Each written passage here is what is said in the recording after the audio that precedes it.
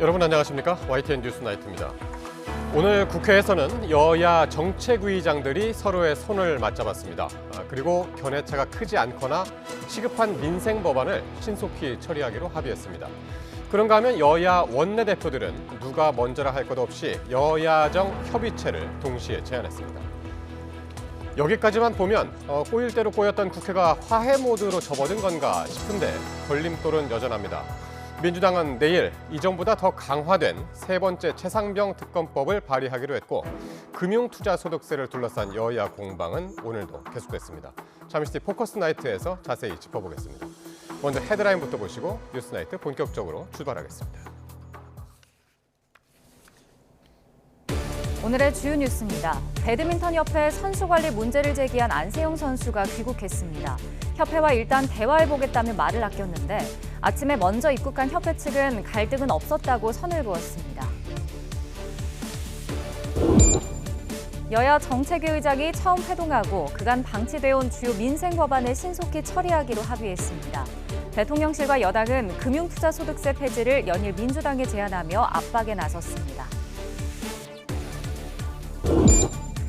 대장동 일당으로부터 금품을 받았다는 이른바 50억 클럽 의혹과 관련해 권순일 전 대법관 등 4명이 불구속 기소됐습니다. 의혹이 제기된 지 3년 만에 수사가 일단락됐지만 권 전 대법관의 재판 거래 의혹은 결론을 내지 못했습니다. 가을이 시작된다는 절기 입추인 오늘도 한낮 기온이 35도 안팎까지 오르며 무더위가 이어졌습니다. 폭염과 열대야는 8월 중순을 지나서도 이어질 전망입니다. 그룹 방탄소년단 BTS 멤버 슈가가 술에 만취한 채 전통 스쿠터를 몰다가 경찰에 적발됐습니다.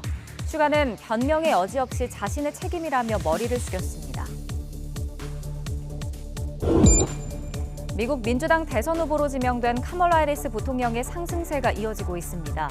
최근 치러진 여론조사에서 공화당 대선 후보인 도널드 트럼프 전 대통령을 앞선 것으로 나타났습니다. 네, 금융투자소득세 폐지 논란은 오늘도 정치권의 뜨거운 이슈였습니다. 대통령실은 내년 금투세가 시행이 되면 주가 하락의 원인을 제공해서 일반 투자자에게 피해를 끼칠 수 있다며 국회가 전향적인 자세로 논의에 나서달라고 밝혔습니다. 여당인 국민의힘도 금투세 폐지를 놓고 여야 지도부 간의 토론을 하자며 야당을 압박했습니다. 먼저 강희경 기자가 보도합니다. 대통령실이 금융투자소득세 폐지 방침에 대해 국회가 전향적인 자세로 조속히 논의에 나서줄 것을 촉구했습니다. 앞서 정부와 여당이 야당의 금투세 폐지를 수용하라고 압박한 데 이어 대통령실이 힘을 보탠 겁니다. 대통령실은 국제금융시장 변동성이 커지며 우리 증시가 영향을 받는 상황에서 주가 하락의 원인이 될 수 있는 금투세 시행이 강행되면 1,400만 일반 투자자가 피해를 본다고 밝혔습니다. 이어 국민 대다수가 금투세 폐지에 동의하는데도 제도 시행 여부의 불확실성이 이어지는 건 바람직하지 않다고 야당에 거듭 협조를 구했습니다. 여당인 국민의힘도 한 목소리를 냈습니다. 한동훈 대표는 금투세 폐지 문제를 논의하기 위한 여야 지도부 간 토론을 재차 촉구하며 토론조차 할 수 없을 정도로 정책적 자신감이 없는 것이냐고 날을 세웠습니다. 토론에 나오지 못할 정도로 이건 폐지가 맞습니다. 저희는 그런 정책적인 자신감이 있고 정책적인 자신감이 만약에 더불어민주당이 있다면 우리 토론하면 됩니다. 금투세는 금융투자로 5천만 원 넘는 양도소득을 올린 투자자에게 세금을 매기는 제도로 내년 1월 시행을 앞두고 있습니다. 앞서 윤 대통령은 대선 후보 시절 금투세 폐지를 공약한 데 이어 올해 첫 증시 개장일에도 금투세 폐지 방침을 재확인했습니다. 구태의연한 부자 감세 논란을 넘어 국민과 투자자, 우리 증시의 장기적인 상생을 위해 내년 도입 예정이었던 금융투자소득세 폐지도 추진하겠습니다. 대통령실은 주식시장 불확실성과 불안정성을 줄이기 위해서라도 금투세를 반드시 폐지해야 한다는 입장입니다. 이번 국내 증시 대폭락 사태를 계기로 금투세 폐지를 촉구하는 대통령실과 정부 여당의 압박 수위가 더 높아지고 있습니다. YTN 강희경입니다. 주가 폭락 시점에 여권이 이렇게 금투세 폐지를 밀어붙이자 민주당은 국정 실패의 책임을 엉뚱한 곳으로 돌리고 있다며 거세게 반발했습니다. 다만 당내 일각에서는 금투세를 완화하자는 목소리도 적지 않아 고심이 깊어지는 분위기입니다. 계속해서 손효정 기자입니다. 국민의힘 한동훈 대표가 박찬대 원내대표 겸 당대표 직무대행을 콕 집어 금투세 폐지 토론을 제안하자 박 원내대표는 부정적인 반응을 드러냈습니다. 여당을 향해 경제 비상 상황에서 할 수 있는 이야기가 금투세밖에 없느냐며 참 한심하다고 일갈했습니다. 주가 조작 의혹 수사 대신 금투세 논쟁을 꺼내든 건 상황을 다른 쪽으로 돌리겠다는 의도라는 겁니다. 민주당은 여당의 금투세 공세를 최근 주식 폭락의 책임을 야당에 떠넘기려는 물타기 전략으로 해석하고 있습니다. TMF 사태 대책이나 실질적인 경제 체질 개선 방안을 논의할 때지 주식으로 막대한 이익을 거둬들였을 때 세금을 부과할지를 들여다볼 때가 아니라는 겁니다. 당 차원에서도 일단 금투세 폐지를 초부자 감세로 규정했습니다. 주식 투자자의 1%에 불과한 초거대 주식 부자들의 금융투자 소득세를 폐지하면 내수 경제가 살아납니까? 하지만 다른 의견도 조심스럽게 나오고 있습니다.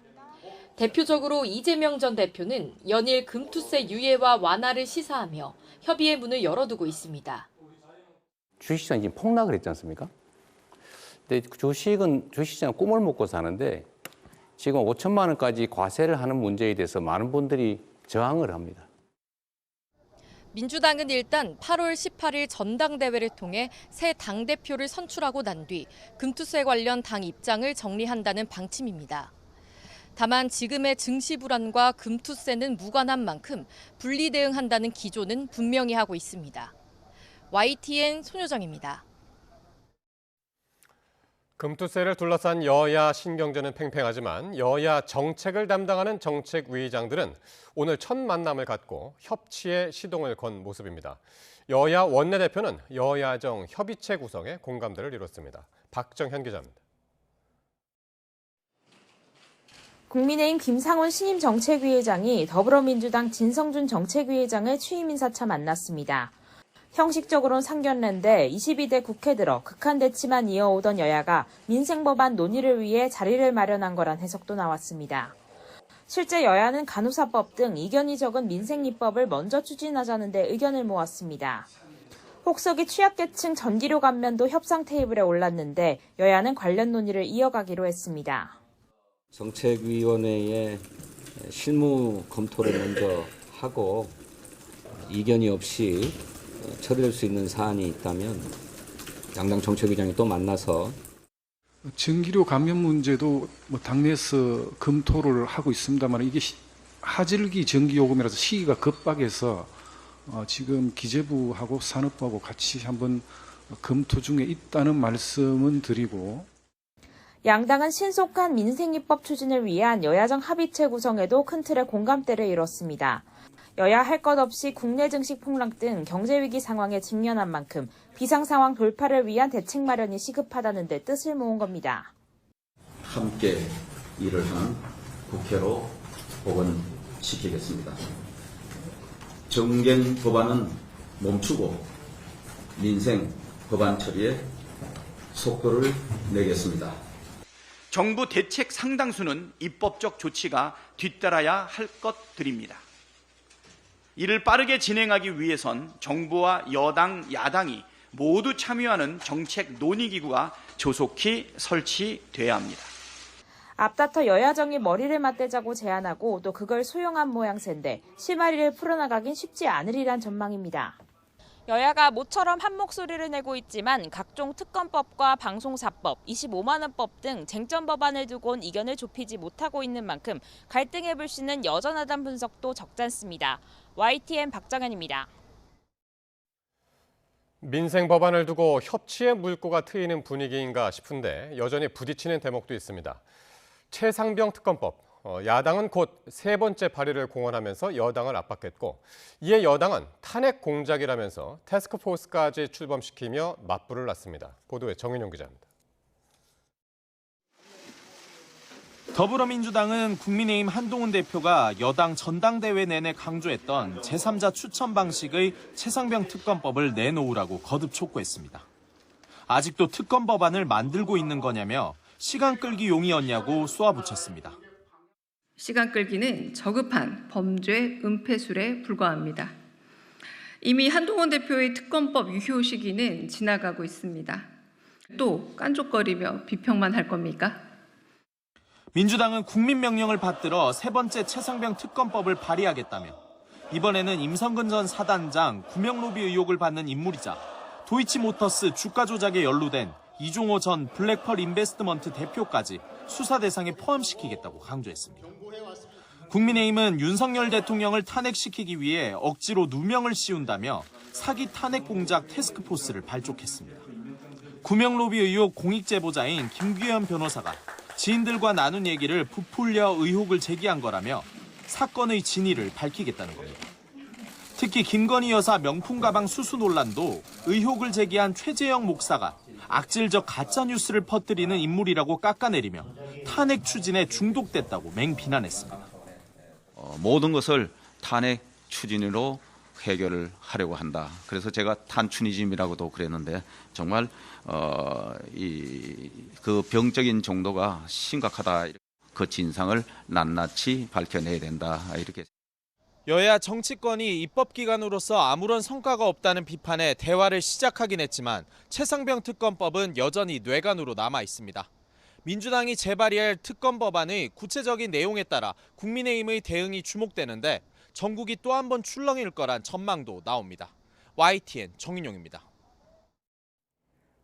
세계 정상에 오른 순간 협회를 향해 작심 발언을 쏟아낸 배드민턴 안세영 선수가 귀국 직후에는 우선 말을 아꼈습니다. 자신은 싸우려는 게 아니라 그저 운동에 전념하고 싶은 것뿐이라며 한 발 물러서는 듯한 태도를 보였습니다. 보도에 송재인 기자입니다. 금메달을 건 금이 환영 현장. 안세영의 귀국길은 다른 태극전사들과 전혀 달랐습니다. 같은 비행기를 탄 사격 대표팀이 대형 플래카드와 꽃다발 세례로 극진한 환대를 받았지만 배드민턴 대표팀은 기자회견을 위한 포토월은 물론 현장을 지키는 관계자 한 명 없었습니다. 주렁주렁 꽃목걸이 대신 미소만 걸고 입국장을 걸어 나온 안세영. 혼합복식 은메달을 딴 김원호, 정나은 없이 홀로 취재진 앞에서 한참 뒤에야 입을 뗐습니다. 저는 정말 싸우려고 하는 의도가 아니라 저는 정말 운동에만 전념하고픈 그런 마음을 호소하고 싶어서 호소하고 싶은 마음에 그렇게 이해해달라는 마음으로 말씀을 드린 거고요. 직격탄을 날렸던 파리보다 한층 누그러진 조심스러운 태도로 당장은 말을 아끼겠다고 양해를 구했습니다. 제가 협회랑도 이야기한 게 없고 또 팀이랑도 아직 상의된 게 없어서 더 자세한 거는 제가 상의한 후에 말씀드리도록 하겠습니다. 쏟아지는 질문을 뒤로하고 안세영은 입국장을 빠른 걸음으로 나가 소속팀 버스에 올랐습니다. 침묵을 지킨 건 김학균 감독도 마찬가지였습니다. 오늘 말씀드릴 게 없고요. 저도 그냥 좀 기다리고 좀 생각 좀 하고요. 일단은 한 발 물러선 모양새지만 안세영이 추가 발언을 예고한 만큼 당분간 후폭풍은 이어질 것으로 보입니다. YTN 송재인입니다. 안세영 선수의 작심 발언 이후 배드민턴협회가 첫 공식 입장을 내놨습니다. 배드민턴협회는 안세영 선수 등 코칭 스태프와 면담을 진행하고 진상조사위원회를 꾸려 소상히 내용과 문제점을 파악해 적절히 조치하겠다고 밝혔습니다. 협회는 무릎 부상 치료 과정에서 오진이 있었다는 주장에 대해 귀국 직후 국가대표팀 트레이너와 함께 진단을 받았고 이후 안세영의 소속팀에서 5주간 재활을 진행했다고 설명했습니다. 또 파리에서 발목을 다친 안세영을 위해 선수 뜻에 따라 1,100만 원의 경비를 들여 한의사를 현지로 파견했다고 설명했습니다. 그룹 방탄소년단 BTS 멤버 슈가가 술을 마신 채 전동 스쿠터를 탔다가 경찰에 적발됐습니다. 면허 취소 수준의 만취 상태였는데 경찰은 슈가를 음주운전 혐의로 입건했습니다. 보도에 배민혁 기자입니다. 어젯밤 11시 15분쯤 그룹 BTS 멤버 슈가가 전동 스쿠터를 타고 가다 넘어졌습니다. 식사 자리에서 술을 마시고 전동 스쿠터를 몬 겁니다. 슈가는 전동 스쿠터를 몰고 이곳 한남동 자택까지 500m가량을 운전한 것으로 전해졌는데 집 앞에 주차를 하다가 쓰러졌고 마침 근처에 있던 경찰에 적발됐습니다. 경찰은 슈가를 도우러 갔다 술 냄새가 나자 인근 파출소에 지원 요청을 해 음주 측정을 했습니다. 그 결과 혈중 알코올 농도가 면허 취소 수준으로 나타났습니다. 현행법상 무게가 30kg을 넘지 않으면서 동시에 시속 25km 이상으로 달릴 수 없으면 개인형 이동장치에 해당합니다. 이 경우 음주운전 시 인적, 물적 피해가 없다면 형사처벌이 아닌 범식금 처분을 받습니다. 하지만 경찰은 슈가가 몰았던 전동 스쿠터는 여기 해당하지 않는다고 설명했습니다. 이에 따라 경찰은 슈가를 음주운전 혐의로 입건하고 술을 마시고 전동 스쿠터를 몬 경위 등을 조사할 예정입니다. 또 슈가는 지난해 9월부터 사회복무요원으로 근무해왔는데 경무청은 일과 시간 이후에 일어난 일인 만큼 소속 기관에서 따로 제재할 사안은 아니라고 설명했습니다. YTN 배민혁입니다. 그룹 BTS 멤버 슈가가 이번 음주 사고와 관련해 사과했습니다. 슈가는 팬덤 플랫폼 위버스를 통해 변명의 여지 없이 자신의 책임이라며 상처받은 모든 분께 머리 숙여 사과한다고 밝혔습니다. 다만 소속사 측은 슈가가 운전한 것은 전동 스쿠터가 아닌 전동 킥보드라며 사회복무요원 신분으로 무리를 일으킨 데 대해선 근무처로부터 적절한 처분을 받을 예정이라고 전했습니다. 좁은 매트 틈에 5살 아이를 거꾸로 넣은 채 방치해 숨지게 한 태권도 관장이 아동학대 살해 혐의로 재판에 넘겨졌습니다. 검찰은 관장이 아이를 매트에 넣기 전에도 때리거나 60차례 강제로 다리를 찢는 등 학대한 정황도 확인했다고 밝혔습니다. 보도에 양동훈 기자입니다. 5살 아동을 말아 세워둔 매트 구멍에 거꾸로 넣어 숨지게 한 혐의로 조사를 받아온 태권도 관장 A씨. 앞서 A씨는 피해 아동에 대해 자신이 예뻐하던 아이라며 학대 의도가 없었다고 울먹였습니다. 피해 아동이나 부모에게 하실 말 없어요? 학대 혐의에 대해서는 인정하십니까?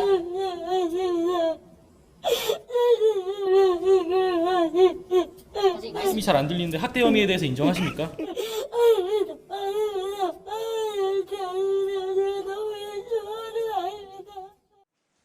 하지만 검찰의 판단은 달랐습니다. 검찰은 A씨가 살인의 고의가 있었다고 보고 아동학대 살해 혐의를 적용해 구속 상태에서 재판에 넘겼습니다. 검찰은 A씨가 피해 아동을 매트에서 꺼내줘야 한다는 다른 사범의 건의를 거절하고 CCTV로 아이 상태를 확인할 수 있었는데도 장시간 매트 안에 내버려둔 점, 아이가 혼수 상태로 발견된 뒤에도 적절한 구호 조치를 하지 않은 채 CCTV 영상을 삭제한 점 등을 볼 때 A씨가 아이의 사망 가능성을 알고 있었다고 판단했습니다. 검찰은 또 복구한 CCTV 영상을 통해 추가적인 학대 정황도 확인했습니다. A씨는 아이의 얼굴과 몸을 여러 번 때리고 60번 정도 아이 다리를 강제로 벌리는 식으로 다리 찢기를 한 데 이어 벽에 세워진 매트 위에 아이가 매달리게 한 것으로 드러났습니다. 이후 매트 구멍에 아이를 거꾸로 밀어넣고 27분 동안 방치한 것으로 확인됐습니다. 매트 높이는 124cm, 구멍 지름은 18에서 23cm 정도였습니다. 지난달 12일 매트 구멍에 갇혀있다 질식해 혼수 상태에 빠졌던 피해 아동은 결국 11일 만에 숨졌습니다. 경찰이 적용했던 아동학대 중상해 혐의에서 더 무거운 아동학대 살해 혐의로 죄명을 변경한 검찰은 A씨가 아이를 지속적으로 학대한 정황이 확인된 만큼 이 부분도 철저히 수사하겠다고 밝혔습니다. 또 유족에 대한 지원은 물론 사건을 목격한 다른 아이들에 대해서도 심리 치료 등을 지원할 예정이라고 말했습니다. YTN 양동훈입니다. 가을로 들어선다는 절기 입추가 왔지만 계절은 아직 한여름에 머물러 있습니다. 전국에 폭염특보가 내려진 가운데 곳곳에 최고 체감온도가 35도를 웃도는 찜통더위가 이어졌습니다. 김근우 기자가 보도합니다. 내리쬐는 떼약볕에 한껏 달아오른 아스팔트가 말 그대로 이글이글 타오릅니다. 표면 온도를 재봤더니 무려 50도를 웃돌았습니다. 대표적인 시민 휴식처라지만 이런 불볕더위에는 사람들 발길이 뚝 끊겼습니다. 햇볕을 피해 나무 그늘에 앉은 시민들은 부채로 더위를 식혀보려 하지만 쉽지 않습니다. 뜨거운 햇볕을 이렇게 양산으로 가려봐도 습도가 워낙 높은 탓에 푹푹 찌는 무더위를 견디기엔 역부족입니다. 전국에 폭염특보가 내려진 가운데 대구 낮 기온은 사람 체온과 비슷한 36도를 웃돌았습니다. 얼마나 더운지 외가리조차 따가운 햇볕을 피해 나무 그늘로 모여들었습니다. 모처럼 나들이 나온 시민들도 더위를 견디지 못하고 앞다퉈 실내로 향합니다. 그냥 데프리카 그 자체인 것 같아요. 못 돌아다니겠어요. 저희도 이제 카페 들어가려고 했는데 웨이팅 하라고만 해서 지금 다른 실내에 찾아 들어가려고 하고 있어요. 더위를 피하기 가장 좋은 곳은 역시 해수욕장. 시원한 바닷물에 몸을 던지고 튜브에 의지해 파도에 몸을 맡겨보기도 합니다. 모래사장에 마련된 파라솔 아래에서 더위를 식히고 모래놀이를 하며 추억도 쌓습니다. 너무 더워서 집에만 있다가 이렇게 바다에 나오니까 시원하고 또 모래놀이도 하고 바다에서 파도 타기도 하고 여러 가지 즐거운 경험을 할 수 있어서 너무 좋습니다. 기상청은 전국적으로 이런 더위가 당분간 이어질 것으로 보인다며 온열 질환 등 건강관리에 유의해달라고 당부했습니다. YTN 김근우입니다.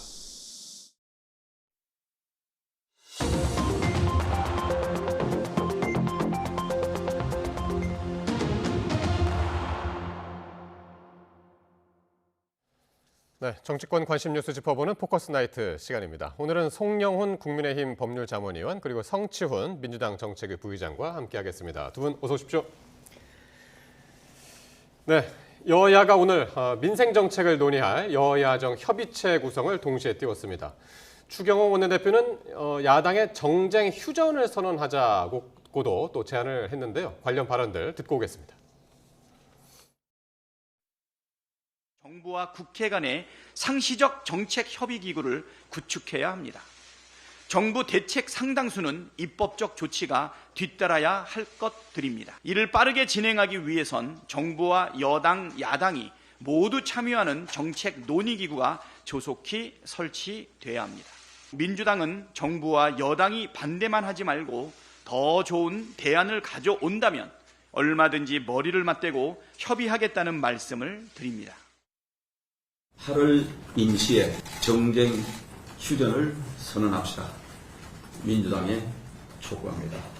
8월 임시에 정쟁 휴전을 선언합시다. 제가 지난 6일 원내대책회의에서 여야 간에 이견이 없거나 크지 않은 민생 입법을 8월 임시국회에서 처리하기 위해 여야정 협의를 하자고 제시한 바 있습니다. 오늘 박찬대 원내대표께서 이에 대해 여야정 협력기구를 설치하자고 답변하였습니다. 환영합니다. 네, 민주당 박찬대 원내대표가 정부와 국회 간의 상시 정책 협의 기구를 그리고 추경호 원내대표는 여야정 민생협의체 구성을 제안했습니다. 그러니까 뭐 누가 먼저라 할 것도 없이 여야정 협의체 구성을 제안을 한 건데 서로 추 원내대표는 여기에다가 8월 국회 휴전하자. 선언하자. 그렇게까지 이제 제안을 했는데 어떻게 들으셨습니까? 원래 올림픽 기간 중에는요. 전쟁도 하다가 휴전하는 게 맞죠. 지금 여야 정치권이 올림픽 기간 중에도 아랑곳하지 않고 너무 뜨겁게 싸웠는데 이제라도 좀 휴전하는 것이 국민들께 대한 도리가 아닐까 싶습니다. 여야가 당연히 가야 할 길을 이제라도 가기 위한 첫걸음을 뗀 것인데요. 이 여야정 협의체 제안은 사실 잘 생각해 보면 그렇게 새로운 것이 아닙니다. 4월 29일에 여야 영수회담이 있지 않았습니까? 네. 그때 윤 대통령께서 여야정 협의체 제안을 하셨죠. 그런데 이재명 대표가 일단은 국회를 먼저 활용하는 것이 맞다라고 하면서 유보적인 답을 하면서 사실상 거절했었어요. 그러고서 오늘이 8월 7일이니까 정확하게 100일이 됐습니다. 그러니까 야당이 그때는 거절하고 이렇게 잘못된 길을 갔다가 지금이라도 올바른 길로 돌아 나온 것은 환영할 만한 일이고요. 이제라도 여야 합의가 좀 잘 돼서 민생에 관해서 구체적인 성과를 보여드릴 수 있는 그런 국회로 돌아갔으면 합니다. 그때가 이제 4월이었고 22대 국회 개원한 지는 지금 이제 2달 좀 넘었는데 그동안 뭐 민생 입법 처리한 게 협의해서 처리한 게 한 건도 없는 상황에서 오늘 이렇게 이제 동시다발적으로 협치론이 나왔는데 어떤 의미를 부여할 수 있을까요? 일단 국민 눈치를 양쪽 모두 본 것이 아닌가. 말씀하신 것처럼 개원식은 못했지만 개헌된 지 2달이 되도록 2달이 넘도록 여야가 합의해서 처리한 법안이 단 한 건도 없다는 것. 네. 그리고 여야가 계속 정쟁만 거듭하면서 무한 루프처럼 민주당은 다수의 힘을 이용해서 법을 통과시키고 네. 대통령은 거부권을 행사하고 이게 계속 도돌이표처럼 돌아가는 모습들을 보면서 국민들께서 좀 피로감을 느끼셨다는 것을 네. 여야 모두 느낀 것 같습니다. 근데 뭔가 지금 동시에 여야가 모두 여야정 합의체를 구성하자고 했기 때문에 뭔가 이제 좀 물꼬가 트이는 건가라고 좀 느낄 수는 있는데 네. 지금 두 분의 발언을 들어보면 뭐 어떻게 보면 또 키를 또 양쪽에 돌리고 있어요, 서로에게. 그러니까 박찬대 원내대표는 지금 대안을 좀 가져와라. 대안을 가져오지 않고 계속 반대만 했기 때문에 지금의 상황이 온 것이다라고 뭔가 계속 요구를 하고 있는 거기 때문에 네. 과연 이게 물꼬가 트일지는 저는 좀 아직은 예. 섣부른 판단인 것 같습니다. 근데 이제 이렇게 원내대표 간에 이제 말만 이렇게 나왔으면은 과연 될까 싶은데 사실 정책위의장들도 오늘 두 분이 이제 만났단 말이죠. 서로 이제 손도 맞잡으면서 견해차가 크지 않은 민생 법안들 신속히 처리하자. 여기에 이제 의견 일치를 했는데 어떻습니까? 어떤 법안들이 가능할까요? 일단 지금 한동훈 대표가 취임 후에 네. 강조하고 있는 것들이 취약계층의 전기료 감면, 그다음에 또 금투세 폐지, 또 TMF 사태에 대한 조속한 대책 수립 및 실행 이런 것들 아니겠습니까? 다 민생 이슈들이죠. 네. 그런 점들을 강조하고 있는 것이 첫 번째로 효과를 거뒀다. 저는 그렇게 평가합니다. 왜냐하면은 여당이 새로 대표가 바뀌고 나서 이렇게 일종의 꼴대로 옮겼거든요. 그러다 보니까 이 상황에서 민주당이 계속 탄핵, 특검, 청문회 이런 거에만 몰두를 하면 너무너무 대비될 수밖에 없어요. 예. 그래서 오늘 나온 것이 지금 양당 원내대표의 일성, 그리고 또 정책위원장들의 만남 이런 것들이라고 보고요. 이제 내일 배준영 원내수석대표하고 박성준 부대표가 비공개로 회동하지 않습니까? 네네네. 그 자리에서 좀 진정성이 있는 얘기들이 오가서 성과를 냈으면 하는데 제가 짧게만 덧붙이면 네네. 21대 국회 말에 이 원내수석 부대표들 간의 라인이 재기능을 못했습니다. 이양수 원내수석 부대표가 라디오에서 여러 번 회고를 한 게 있는데 그 해병대원 특검법 관련된 논의를 할 때 자신이 무조건 반대만 한 게 아니고 예를 들면 파견검사 숫자를 좀 줄이자. 네. 그다음에 뭐 시행을 한 3개월 유예를 해보자. 또는 브리핑 조항 같은 걸 없애자. 이런 것들을 제안을 했었는데 박주민 원내수석 부대표가 너무나 완고해서 네. 단칼에 다 거절당했다는 겁니다. 그래서 이번 원내수석 부대표들 회동에서는 그런 파이프라인부터 좀 복원이 되는 것이 시급하지 않나라는 생각이 듭니다. 특히 이제 이런 화해 분위기, 협치의 분위기 이런 분위기가 나오니까 그런데 민주당에서 지금 2특검 4국정조사 이거를 지금 추진을 하고 있지 않습니까? 그래서 이게 과연 이런 것도 뛰어넘을 수 있을까? 아니면은 민주당이 좀 속도 조절에 나선 것인가? 이런 의견들도 있던데요. 아직까지 속도 조절의 의사 표시가 보이진 않고 있습니다만 저는 선택과 집중을 좀 할 필요는 있다고 생각합니다. 그러니까 특검에도 최상병 관련 특검이 들어가 있고 4국조에도 최상병 국조가 들어가 있습니다. 저는 최상병 특검 관련된 것을 영순위로 해서 왜냐하면 그 한동훈 신임 당대표도 분명 이거에 대해서는 중재안, 제3자 추천을 통한 특검법을 얘기한 적이 있기 때문에 저는 이 하나를 좀 집중해서 뭔가 통과시킨다면 물꼬가 트일 수 있다고 생각하거든요.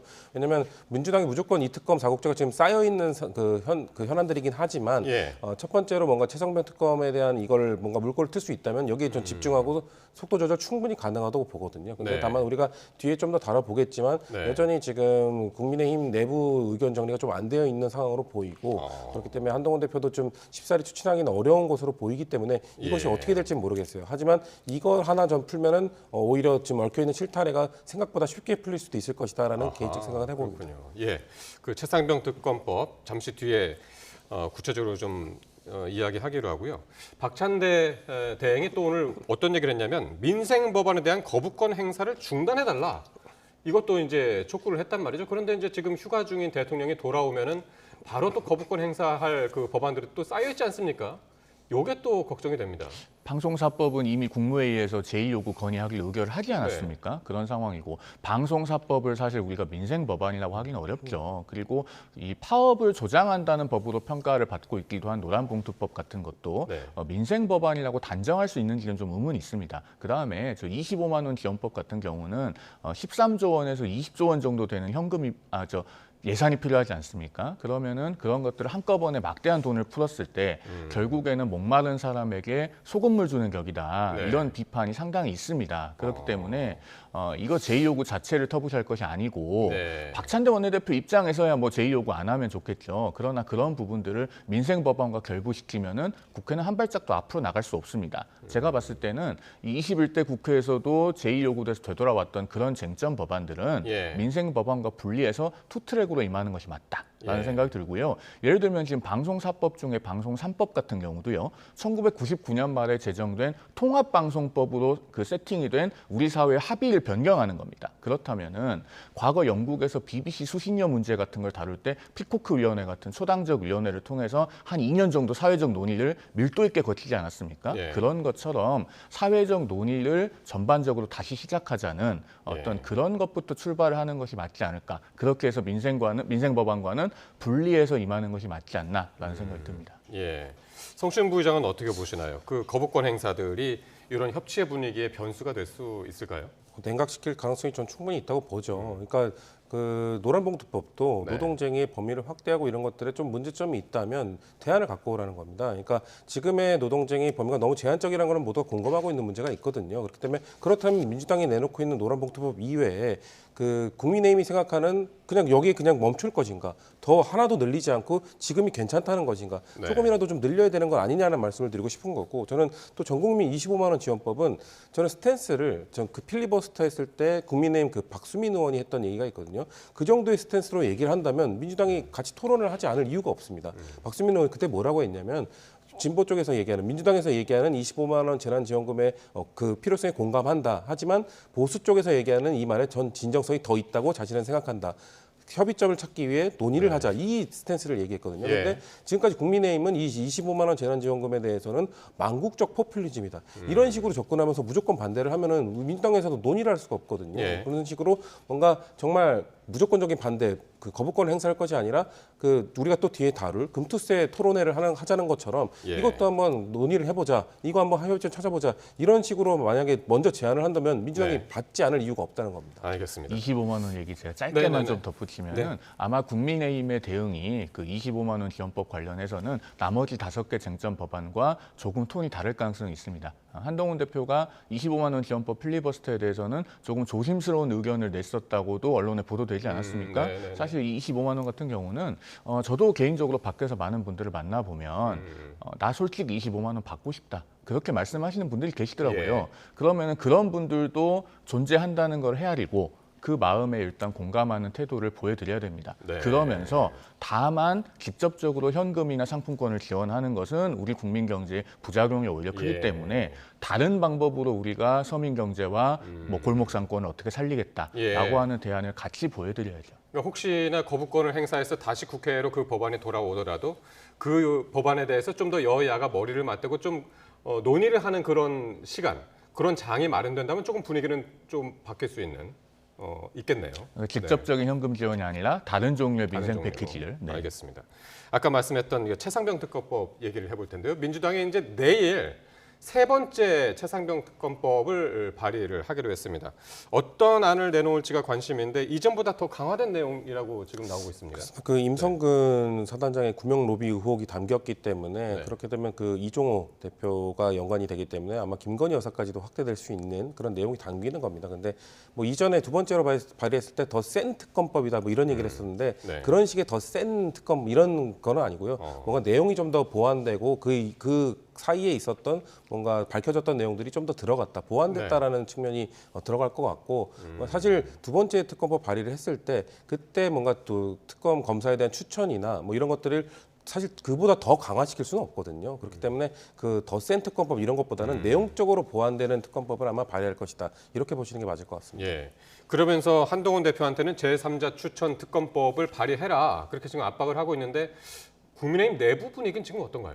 아니 그런데 제3자 추천 특검을 국민의힘이 발의를 하면 민주당이 수용을 할 건가요? 그러니까 내일 지금 특검법을 또 발의를 한다고 하는데 거기에 여전히 야당 추천 특검으로 되어 있을 겁니다. 그러면은 그것은 제가 여러 번 강조해서 말씀드리지만은 객관적인 진실을 규명하는 게 목적이 아니고 내가 원하는 결과를 얻어내겠다는 거거든요. 특히나 민주당은 지금 이재명 전 대표 앞으로 다시 대표가 될 가능성이 매우 높은데 이재명 대표의 뜻에 반하는 특검 후보를 추천할 수 없습니다. 그러면은 그걸 고소하겠다는 거는요. 결국 이재명 대표가 특검을 고르겠다는 거예요. 그 상황에서 제3자 추천 특검을 했을 때 과연 민주당이 수용할 것인가. 여기에 대해서 민주당이 먼저 입장 정리, 교통 정리를 좀 해서 나와야 되는 것이 아닌가라는 생각이 들고 다만 한동훈 대표는 본인의 입장이 바뀌지 않았다고 계속 이야기하고 있지 않습니까? 그러면은 당내에서 이 부분은 앞으로 계속 의원들을 상대로 그 설득과 논의의 과정을 거칠 것이다. 이렇게 예상이 됩니다. 이와는 별도로 최상병 특검법하고는 별도로 오늘 TF를 구성을 한 걸로 알고 있는데요. 국민의힘에서. 그게 뭐냐면 임성근 사단장 구명 로비 의혹 등을 사기 탄핵 공작이다. 지금 계속 이제 권성동 의원의 중심으로 해가지고 그렇게 얘기들을 하고 있었는데 그것을 이제 대항하는, 그걸 조사하는 태스크포스를 꾸렸다고 하는데 이게 별도 조사권은 없어서 과연 실효성이 있느냐 이런 의문들을 또 제기하기도 합니다. 뭐 당내 자체 기구니까요. 네. 그런데 이제 여기에 여러 법률가 출신 의원들이 참여를 하고 있습니다. 판사 출신인 장동혁 수석 최고위원이 이제 TF 단장을 맡았고, 그다음에 뭐 저기 유상범 의원, 죄송합니다. 조배숙 의원, 곽규택 의원, 김상우 의원 이런 법률가 출신 의원들 또 원외의 여러 변호사들이 참여를 하고 있는데 지금 이제 제기하는 포인트가 크게 두 가지입니다. 하나는 그 구명로비 의혹을 제기했던 김규현 변호사, 권성동 의원이 맨 처음에 그 멋쟁 해병이라고 하는 단톡방에 들어있었다고 하는 A 변호사가 이 김규현 변호사 아니냐라고 의문을 제기하니까 갑자기 공익제보를 해요. 근데 공익제보자는, 공익신고자는 공익신고자 보호법상 그 신원 같은 걸 공개하거나 보도하지 못하게 되어 있습니다. 그러니까 우리가 다 그런 줄 알면서도 이름을 말하지 못했어요. 추가로 한 번 더 의문을 제기하니까 그때서야 김규현 변호사가 내가 한 거 맞다라고 합니다. 그런데 이 김규현 변호사는 민주당 소속으로 지난 총선 경선에도 출마를 했던 사실상 정치인이거든요. 그런 점에서 이 제보의 진정성이 상당히 의심이 되기 때문에 다뤄보겠다는 것이고 그다음에 이게 참 이 방송에서 언급하기조차 민망합니다만 무슨 천공이라는 사람이 부적 성격으로 옥새를 전달했다라고 하는 그런 동영상을 그 유튜브에 올려가지고 일종의 그 탄핵 여론을 불러일으키려는 정치적인 공작이 존재했던 것처럼 보여요. 서울의 소리 내부자의 제보가 있었던 거죠. 그렇습니다. 그래서 이 서민 민생 대책이라고 하는 시민단체에서 지금 이 최재형 목사와 서울의 소리 관계자, 그다음에 그 제보자라고 하는 박모 씨를 지금 오늘 검찰에 고발을 한 상태입니다. 이런 것들의 진상을 규명하겠다고 하는 그런 목적으로 만든 TF입니다. 그러니까 이른바 옥새 탄핵 공작. 에 대해서도 이 TF팀에서 이제 조사하겠다라는 건데 이런 상황들 어떻게 보시나요? 글쎄요, 옥새 탄핵 공작은 뭐 민주당과 연관성은 뭐 지금 나온 게 없고요. 저희도 그 최재형 목사가 사실 그 명품백 그 관련된 일이 터졌을 때도 최재형 목사의 그런 뭐 신빙성이나 이런 것들을 우리가 뭐 다 믿고 한다고 주장했던 게 아니라 아무리 뭐 몰카를 갖고 들어간 사람이든 아무리 믿지 못할 사람이건 그런 사람이 뭔가 그 명품백을 내밀었을 때 그것을 받지 않았어야 된다는 걸 주장했었던 거기 때문에 지금 최재형 목사를 둘러싼 그리고 지금 또 박모 씨라고 하죠. 이 제보자를 둘러싼 이야기들은 글쎄요. 민주당에서는 이거에 대한 공식적인 입장은 아직까지 없는 걸로 알고 있습니다. 알겠습니다. 자, 금투세 이야기 해볼 텐데요. 금투세를 두고는 뭐 여야 입장이 여전히 엇갈리고 있습니다. 한동훈 대표가 박찬대 대행한테 공개 토론을 제안했습니다. 그런데 민주당에서는 지금 안 받는 분위기죠. 그러니까요. 지금 너무 시기를 저는 금투세가 지금 당장 논의를 해야 되는 건 아니지 않습니까? 왜냐하면 2005년 1월 1일로 지금 예정이 되었기 때문에 이걸 연장을 하든 아니면 폐지를 하든 충분히 시간이 남아 있습니다. 근데 민주당이 지금 전당대회 중인데 지도부가 부재한 상황에서 굳이 이 금투세 폐지 논의를 지금 하자고 공식 제안한 이유는 저는 아무래도 이번 주 월요일에 있었던 블랙 먼데이 이거로 인해서 뭔가 개미 투자자들이 뭔가 이 하락장에 대한 공포감을 갖고 있는 상태이기 때문에 이 금투세 금투세가 만약에 실행이 된다면 또 이런 비슷한 하락장이 있지 않을까? 딱 공포감이 형성됐을 때 이것을 논의하자. 시기적으로 너무 좀 의도가 있지 않겠냐라는 얘기를 드리고 싶은 거고 전당대회가 끝나면 지도부가 구성되면 그때 충분히 그리고 당내에서 지금 이견이 나오고 있기 때문에 당내 논의를 좀 의견을 정리할 시간도 필요합니다. 그런 것들을 좀 끝낸 이후에 하자고 민주당은 지금 말하고 있는 겁니다. 이게 최상병 특검법하고 조금 이제 다른 게 뭐냐면 최상병 특검법은 국민의힘 안에서 의견이 좀 갈린 거고 금투세와 관련해서는 이게 이제 민주당 안에서 의견이 갈린단 말이죠. 그것도 가장 핵심적인 이재명 전 대표, 이재명 후보가 지금 여기에 대해서 좀 긍정적인 금투세 유예라든가 요 부분에서 좀 긍정적이라 이게 과연 어떻게 정리가 될까? 그것도 참 관심입니다.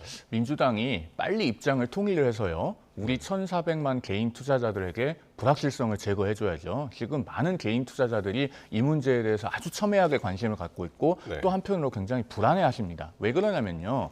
이런 이슈는 시장 전체의 흐름에 큰 영향을 미칩니다. 즉 내년부터 금투세가 시행이 된다고 하면 우리나라에서도 투자 금액이 좀 되는 개인 투자자들은 이제 한국 주식 안 합니다. 굳이 세금 내는 게 똑같으면은 나는 미국 주식한다. 이렇게 해서 서학개미가 되는 거예요. 예. 그러면서 뭐 엔비디아니, 테슬라니, 애플이니 과거에 그 많은 수익률을 안겨주지 않았습니까? 네. 그런 것처럼 나는 미국 주식으로 그냥 홈런을 치겠다. 이런 심리가 되는 겁니다. 네. 그러면은 매수세가 줄어들고 거래대금이 감소하고 이게 거기서 끝나는 게 아니고요. 외국인 투자자나 기관 투자자들이 전략적 자산 배분을 다르게 합니다. 즉 신흥시장에서 한국 시장에 얼마나 주식시장에 비중을 두고 투자를 할 건가 예. 이거를 이제 자산 재배치를 할 건데 네. 올 가을쯤 되면 이제 의사결정을 하지 않겠습니까? 그렇기 때문에 이게 시장에서 6개월 전부터 영향을 미칠 수 있다라는 이야기를 하는 겁니다. 그래서 이건 민주당에서 빠르게 입장 정리를 해줘야 되고 예. 국민 앞에서의 토론도 지금 피할 일이 아닙니다. 그러니까 이게 그 금투세의 기준이 지금 이게 5천만 원 초과하는 부분에 대해서 맞습니다. 그 세금을 20%, 20% 예. 최대 25%까지 이제 물리는 건데 그래서 이제 이거는 아까도 이제 그 정책위의장 그 진성준 정책위의장이 네. 얘기했지만은 이건 극히 일부분의 사람들을 위한 법이다라고 하는데 사실 지금 말씀하신 것처럼 이게 외국인들이 빠져나가면 이게 전체적으로 이제 그 주식시장이 이제 좀 한참 하락을 하기 때문에 개인 투자자들이 손해를 본다. 이게 이제 여당 정부의 논리거든요. 근데 금투세가 있고 없고가 네. 외국인 투자자들이나 이런 큰 손들이 투자를 결정하는 여부가 되지는 않죠. 이 시장이 매력적인 시장인가 아니면 투자 가치가 있는 시장인가 가장 중요한 것이고 예. 미국도 금투세가 있습니다. 미국도 장기 투자냐 단기 투자냐에 따라서 뭔가 금투세를 좀 다르게 매기고 있기도 하고 또 영국도 금투세가 있고요. 일본도 일괄적으로 20.85%인가요? 20% 정도를 금투세를 매기고 있습니다. 그런 것처럼 예. 대부분의 시장들도 다 금투세를 매기고 있는 상황이기 때문에 저희는 그 주장하는 건 금투세 때문이 아니라 한국 시장이 얼마나 매력적인가를 그리고 경제 성장 가능성이 예. 있는가를 보여주는 것이 중요한 것이지 금투세 자체에 문제가 있다고 보지는 않는 겁니다. 그래서 이제 한동훈 대표도 이게 실행이 되면은 퍼펙트 스톰이 되면서 거기에 다 빨려 들어갈 것이다. 상당히 위험한 법이다. 이제 그렇게 얘기를 해가지고 이거는 철저하게 국민의힘에서는 폐지하자 그런 의견이 당론이죠. 그렇습니다. 네. 대만이요. 1988년에 그 금투세 도입을 하려다가 주가지수가 36.2%나 폭락을 했습니다. 그러면서 시행을 유예를 했고 그다음에 2012년에 한 번 더 이 주식 양도세, 금투세를 도입을 하려고 했어요. 그랬더니 그때는 거래 대금이 급감했습니다. 그래서 결국 2015년에 최종적으로 안 하기로 했거든요. 방금 전에 이제 미국이나 영국 같은 그 자본시장 선진국의 사례들을 말씀해 주셨는데 네. 그 나라들은 오래전부터 금투세가 있었습니다. 그러면은 괜찮은데 없던 것을 도입하려다 보니까 시장에 급격한 충격을 미치는 것이죠. 제가 좀 하나 예를 들어보면 네. 우리 부가가치세 있지 않습니까? 물건을 10,000원짜리를 사면 그중에 이제 1,000원이 부가세인 거죠. 그런데 원래 그건 국가 거니까 그때그때 물건을 재화를 거래할 때마다 원천징수를 하는 방법도 있을 겁니다. 왜 그렇게 못하는 줄 아십니까? 애초에 최초의 부가가치세를 만들었을 때 그렇게 시행하지 않았기 때문입니다. 수십 년 동안 1년에 몇 번 부가가치세를 내는 걸로 그렇게 운영을 해왔기 때문에 그 서민 자영업자는 일단 부가세 낼 돈도 월급을 주고 물건을 사고 돈을 돌려요. 근데 그걸 갑자기 원천징수를 하게 되면은 돈이 안 돌아가서 굉장히 큰 혼란이 생깁니다. 예. 금투세가 바로 그런 거거든요. 여태까지 수십 년간 시행을 안 하다가 갑자기 시행을 하면은 투자자들의 심리에 큰 영향을 미치고 그 예. 시장 변동을 생각해서 외국인 투자자, 기관 투자자들이 자산 배분을 다 변동시킵니다. 네. 어쨌든 금투세는 종부세와 함께 민주당에서는 절대 이게 바꿀 수 없는 논리로 또 이야기를 하는 분들이 또 있기 때문에 민주당 안에서 이 부분이 어떻게 정리가 될지 한번 지켜봐야 될 것 같고요. 자, 박찬대 대행이 오늘 영수회담을 제안했습니다. 대통령하고 이제 이재명 대표이겠죠. 그 만남을 이제 제안을 했는데 어제 어떤 일이 있었냐면 이재명 전 대표가 후보죠. 토론회에서 현재 가장 만나고 싶은 사람이 누구냐 했는데 윤 대통령을 꼽았더군요. 네, 그렇습니다. 근데 아직은 후보입니다. 예. 네, 그렇죠. 뭐 당선이 뭐 유력시 되고 있는 뭐 지금 네. 유 정도 뜬 후보라긴 하지만 아직 후보인 입장인데 윤 대통령을 가장 만나고 싶다고 했고 사실 이전에 회담을 하지 않았습니까? 그때는 이후에 성과가 없었다는 평가들이 많기 때문에 또 만난다고 해서 무슨 의미가 있겠냐라는 비판들도 있지만 일단 이재명 지금 후보 입장에서는 새로운 네. 당대표가 다시 연임이 된다면 연임된 당대표로서 또 그때랑 또 사정이 달라진 거죠. 연임을 하게 됐고 앞으로 또 2년의 임기가 있기 때문에 이제는 그때는 뭔가 기싸움만 하고 뭔가 성과 없이 헤어졌다면은 이번에는 정말 남은 임기 동안은 윤석열 대통령과 영수회담을 통해서 뭔가 성과물을 내기 위한 역할을 하겠다는 좀 의지 표현이 아니었을까라는 말씀을 드려봅니다. 자, 근데 한동훈 대표가 어떻게 이야기를 했냐면요. 민주당의 영수회담 제안에 대해서 긍정적인 입장을 내놨습니다. 어떻게 이야기를 했는지 한번 직접 듣고 오겠습니다. 민생을 위해서 다양한 방식으로 생각을 모으고 마음을 모으고 정책에 관해서 협의하는 건 너무 좋은 일입니다. 절차라든가 뭐 격식이라든가 이런 거는 뭐 차후에 따져도 되지 않겠습니까? 우리는 격식보다 민생을 더 중요시하는 실용주의 정당이에요. 다만 그걸 하는 과정에서 민생으로 풀어나가겠다. 정쟁이 아니라 정책 위주의 정치를 하는 걸 출발하겠다. 그런 면에서는 그런 제안이라든가 생각의 전환은 환영합니다. 자, 한동훈 대표 너무 좋은 일이다 이렇게 답변을 했는데 이 답변이 여당 대표 패싱한 거 아니냐라는 질문에 대한 답이었습니다. 이런 입장을 낸 속내는 뭘까요? 저는 한동훈 대표가 굉장히 세련된 대응을 했다고 평가하고 싶습니다. 왜 그러냐면요. 일단 이재명 전 대표 입장에서는 당대표가 다시 되면 영수회담을 할 때 당연히 윤 대통령과 1대1로 만나고 싶을 겁니다. 지난번 4월 29일 여야 영수회담 때는 여당의 정규 지도부가 없었죠. 그러니까 자연스럽게 1대1 영수회담을 할 수 있었는데 그때로 되돌아가 보면은 당시에 이도훈 홍보수석의 브리핑 내용 중에 뭐가 있냐면은 앞으로 여당 대표가 뽑히면은 그 여당 대표까지 포함해서 3자 회동을 할 수 있는 가능성도 열어놨다라는 내용이 있습니다. 예. 그러면은 이번에 만약에 영수회담이 또 열린다면 이제 대통령실에서는 그러면 여당 대표까지 같이 부르자. 라고 할 가능성이 높을 거고 그런데 이재명 대표가 이 상황에서요. 됐고 나는 그냥 윤 대통령과만 1대1로 만나겠다라고 하면은 바로 한동훈 대표가 말한 이 워딩에 걸려드는 겁니다. 즉 민생보다 격식을 중요하는 정치인이 되는 거예요. 이럴 때 여당 대표가 할 수 있는 세련된 대응은 아니 나도 끼워줘야지 이게 아니고 우리는 격식보다 민생을 중요시하는 실용주의적인 정당이다. 이렇게 대응하는 겁니다. 사실 그동안의 정치 문법은 권영세 의원이 한 말에 있습니다. 야당 대표가 되면 여당 대표부터 만나는 게 순서지. 그래서 한동훈 대표부터 만나라. 이게 그동안의 이제 정치 문법이었고 여의도 문법이었는데 한동훈 대표는 좀 다르게 얘기를 했단 말이죠. 저는 그 송영훈 변호사께서 말씀하신 것처럼 센스 있게 답변을 하신 거라고 보고요.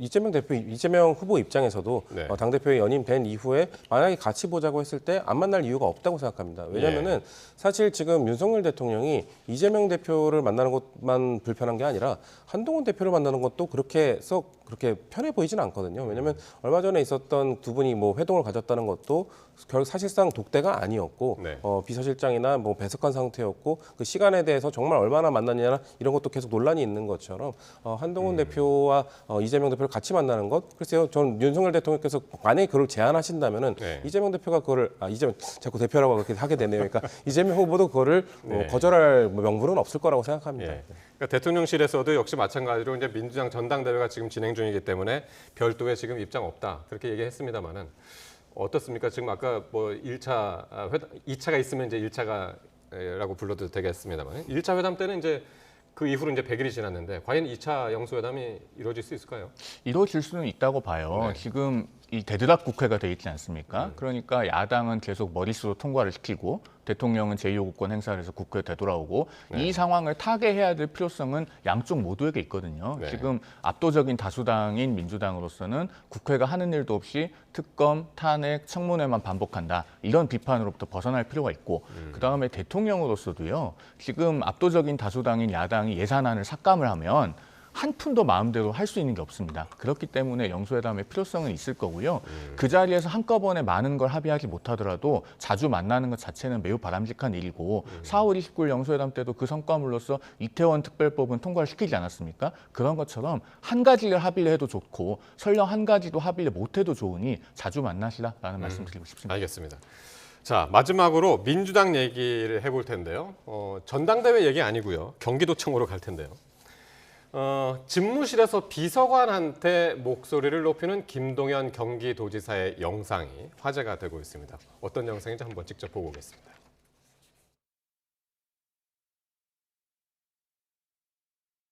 정신하세요. 그러지는 않겠지만 하고 싶어도 왜 일을 해주고 왜 일을 하고 싶어? 누가 일하고 싶은 사람이 누가 있어요? 그러지 마. 그 메이크업으로 가지 마. 나 이거 지금 이거 안 했으면 내가 직접 만들었을 거예요. 나는 지사랑을 이런 거 하는 거 싫어요. 그거 뭘로 깨자고. 내가 야단치는 게 아닌데 그게 너무 답답해. 제발 좀 치료라도 좀 해줘줘. 이거 좀 보세요. 아니, 난 미안한데 너무너무 배고파. 지금 잠시만요. 전화 올라가지고 대한민국의 경제의 미래의 축이 여성 경제 활동 인구들이 있는 거예요. 여성. 예, 결국에는 컵라면을 먹긴 먹었습니다. 어쨌든 소셜 미디어에 이제 김동연 지사가 컵라면을 끓여온 여성 비서관을 훈계하는 모습이 담겼는데 어떻게 보셨나요? 저는 김동연 지사가 평소에 저런 분이란 걸 많이 들었었기 때문에 진정성이 평소에 그런 분이라는 건 뭔가요? 그러니까 이런 의전 이런 거 뭔가 좀 갖고 오고 뭐 커피 타오고 뭐 이런 것들을 절대 하지 마라. 내가 스스로 커피도 타 먹는다. 이런 거 내오지 마라. 이런 것들을 항상 얘기하신다고 들었거든요. 그렇기 때문에 저 라면도 회의 도중에 식사를 안 걸르셨기 때문에 아마 라면 좀 드십시오 하고 가져온 거에 대해서 이거를 내가 갖고 오면 되는데 왜 갖고 왔냐라고 지적을 하신 건데 그렇기 때문에 저는 진정성 있는 모습이라고 생각합니다. 다만 저 장면을 저렇게 홍보했을 때 좀 인위적으로 보일 수 있는 그런 그렇기 때문에 저게 어떻게 저렇게 잘 또 카메라에 담겼네요. 저도 그 처음엔 저 장면이 나와서 궁금해서 물어봤는데 김동연 지사는 그 직원들하고 회의할 때 항상 돌아가면서 누군가가 회의 영상을 남긴다고 합니다. 직원들과 회의한 그 기록을 그냥 속기로 녹취로 남기는 게 아니라 누군가가 한 명이 핸드폰을 항상 영상으로 남겼기 때문에 저날 회의 때도 누군가 영상으로 남기고 있었던 건데 남겨놨던 건데 저 영상 저 부분이 본인은 아마 마음에 홍보할 만하다 생각해서 아마 홍보 영상을 올린 것 같은데 국민들이 보시기엔 좀 인위적으로 느끼시지 않았을까라는 좀 그런 생각을 해봅니다. 그러니까 이게 반응이 두 가지예요. 그러니까 이게 영상을 올린 의도가 의심스럽다라는 반응이 있고 또 하나는 이제 김동연 지사를 응원하는 나도 저게 동의한다라는 이제 응원하는 반응이 있는데요. 어떻게 보셨습니까? 김동연 지사가 내용에서 하는 말이 틀린 말은 아니죠. 그 여성이라고 해서 무슨 뭐 커피 타오고 라면 끓여오고 이런 시대는 오래전에 지났습니다. 내용은 맞는데 다만 저런 영상을 SNS에 홍보용으로 올리는 것은 앞서 성 부의장께서도 말씀하셨듯이 대단히 자기적으로 보이죠. 왜냐하면 김동연 지사도 저거 촬영하는 건 알고 있었을 거 아닙니까? 저게 지금 영상이 가까이서도 찍었다 멀리서도 찍었다 하는데 저걸 대상인 본인이 모를 수가 없어요. 그러면은 카메라를 의식하면서 저런 발언을 한 것이 아닌가 싶어 보이는 거고 그런데 또 한편으로는 여성 비서관에게 저렇게 반말을 섞어가면서 혼을 낼 일인가 싶기도 하고요. 그다음에 무엇보다도 김동연 지사가 2022년 7월에 취임을 하지 않았습니까? 경기도청에서는 지금 저 영상을 찍은 지가 한 3, 4개월 됐다고 합니다. 그러면은 뭐 빨라도 올해 4월쯤 찍었을 텐데 1년 한 7개월쯤 지났단 말이에요. 김동연 지사가 평소에도 저런 걸 매우 강조하고 신조로 삼아오신 분이면은 저는 저 여성 비서관이 알아서 저런 라면 안 끓여왔을 것이다라는 생각을 해봤습니다. 알겠습니다. 어떤 의도가 있었건 뭐 저희는 오늘 즐겁게 잘 봤습니다. 말씀도 잘 들었습니다. 송영훈 국민의힘 법률자문위원 그리고 성치훈 민주당 정책위 부의장과 함께했습니다. 두 분 고맙습니다.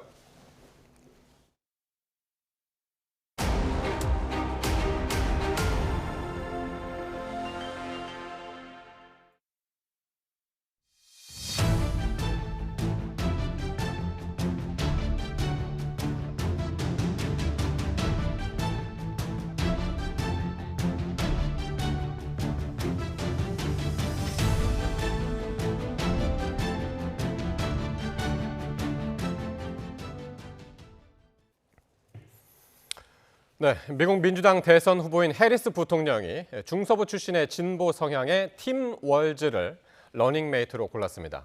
강경 보수 색채가 강한 트럼프와 벤스 조합에 해리스는 진보의 선명성을 강화하면서 맞불을 놨습니다. 워싱턴에서 권준기 특파원입니다. 해리스 부통령이 필라델피아 유세장에서 러닝메이트로 낙점한 팀 월즈 미네소타 주지사를 소개하자 환호성이 터져나왔습니다. Pennsylvania, I'm here today because I found such a leader.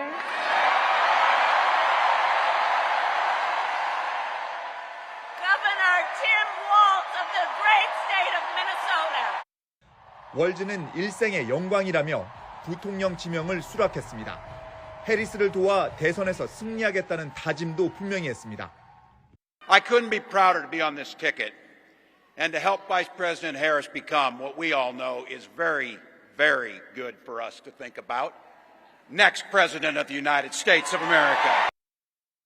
해리스와 같은 1964년생인 월즈는 6.25 참전용사인 아버지의 뒤를 따라 군에 입대한 뒤 사회에 나선 풋볼 코치를 겸한 고등학교 교사로 일했습니다. 이후 육선 하원의원을 거쳐 주지사 도전에도 성공했지만 야구 모자에 티셔츠를 즐겨 입으며 서민 이미지를 부각했습니다. 트럼프 저격수를 자임한 월즈는 최근 방송에서 쓴 괴상한 트럼프라는 표현이 큰 반향을 일으키며 유행처럼 번지게 했습니다. And these guys are weird on how they frame it. They are obsessed. And I said it the other day, the He-Man Woman Haters Club. I don't know where this is coming from. 낙태권 옹호와 성소수자 권익 보호, 학교 무상급식 등 진보적인 목소리를 내온 월즈의 합류로 강경 보수인 트럼프 벤스 조합과 더욱 선명한 대비를 이룰 전망입니다. 지역적으로는 트럼프가 공략하고 있는 중서부 지역을 지키기 위한 카드로 읽힙니다. 트럼프는 자신의 SNS에 땡큐라는 글을 남기며 핵심 경합주 출신의 중도층 확장이 가능한 셔피로가 지명되지 않은데 안도를 나타냈습니다. 트럼프 러닝메이트인 벤스는 민주당이 더 위험하고 과격해졌다고 비판했습니다. He's been one of the most far-left radicals in the entire United States government at any level. But I think that what Tim Walz's selection says is that Kamala Harris has bent the knee to the far left of her party, which is what she always does. 해리스 부통령이 진보 성향이 뚜렷한 월즈 주지사를 고른 건 극단적 좌파라는 트럼프 공격을 정면 돌파할 수 있다는 자신감을 나타냈다는 해석입니다. 워싱턴에서 YTN 권중입니다. 카멀라 해리스 미국 부통령이 바이든 대통령을 대신해서 민주당 대선 후보가 된 이후 상승세가 이어지고 있습니다. 미국 정치 매체 더 힐에 따르면 해리스 부통령은 최근 미국 공영 매체 NPR과 PBS 뉴스가 여론조사기관 마리스트에 의뢰해 발표한 여론조사에서 트럼프 전 대통령의 우위를 보였습니다. 해리스 부통령은 지난 1일부터 나흘 동안 등록 유권자 1,513명을 대상으로 한 여론조사에서 트럼프와 양자 대결 시 51%의 지지율로 트럼프 48%를 3%포인트 앞섰습니다. 일본 나가사키시가 모레 열리는 원폭 희생자 위령 행사에 이스라엘 대사를 초청하지 않기로 했습니다. 그러자 미국과 영국 등 주요 5개국 대사가 불참을 결정했는데 일본 정부가 곤혹스러워하고 있습니다. 도쿄에서 김세호 특파원의 보도입니다. 일본 나가사키시가 원폭 79주년 평화 행사에 이스라엘 대사를 초청 대상에서 제외했습니다. 大変苦渋の決断ではございますけれども、今回イスラエル大使への招請状の発出を見合わせる 평화 행사인 만큼 이스라엘의 팔레스타인 가자지구 공격이 이유인 것으로 보입니다. 이스라엘은 이 조치에 유감을 전한 것으로 알려졌습니다. 그런데 이스라엘 대사의 불참이 확정되자 미국과 영국, 프랑스, 이탈리아, 호주 등 5개 나라 대사가 일제히 불참 의사를 밝혔습니다.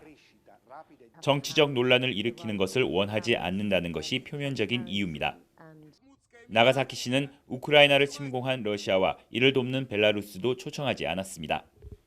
이 때문에 이스라엘을 같은 차원에서 취급하는 것 아니냐는 불만이 반영된 것이라는 해석이 나옵니다. 줄리아 롱버텀 주일 영국 대사는 우크라이나를 침략한 러시아와 벨라루스와는 달리 이스라엘은 자위권을 행사하고 있다고 말했습니다. 그러면서 이를 똑같이 다루는 것은 오해를 일으킬 수 있다고 강조했습니다. 일본 정부는 관련 입장에 대한 언급을 피했습니다.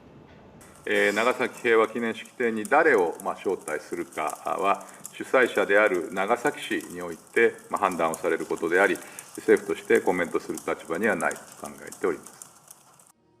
원폭 행사를 계기로 우크라이나 전쟁과 중동 정세를 둘러싼 각국의 입장차가 뚜렷해지고 있습니다.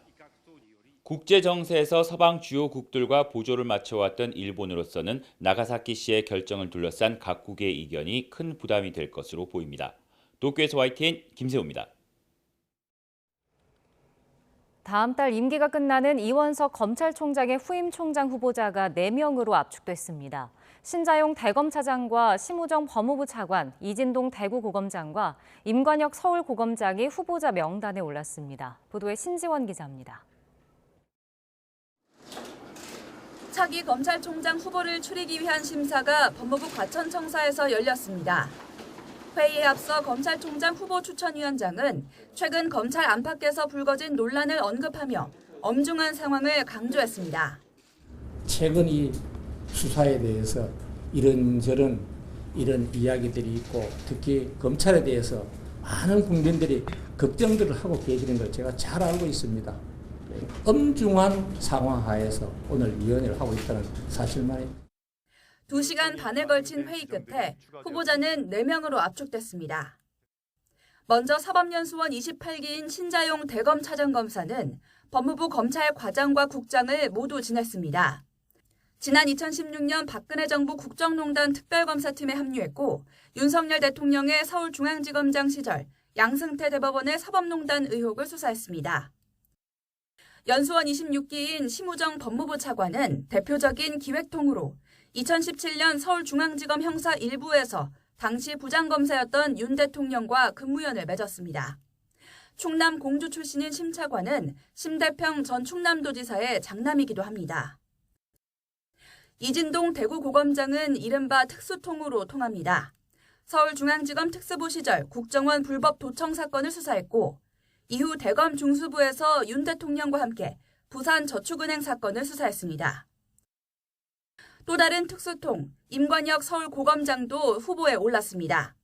서울중앙지검 특수부장을 지내며 한명숙 전 총리 불법 정치자금 수수 사건과 정윤회 게이트 사건 등을 수사했고 윤 대통령이 검찰총장을 지낸 2019년에는 세월호 참사 특별수사단장을 맡았습니다.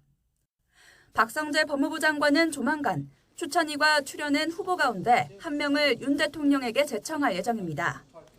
현재 이원석 검찰총장의 임기는 9월 15일에 종료되는데 국회 인사청문회가 예정대로 진행된다면 다음 달 초쯤 차기 총장이 임명될 것으로 보입니다.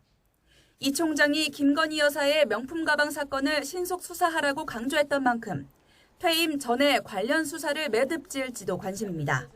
YTN 신지원입니다.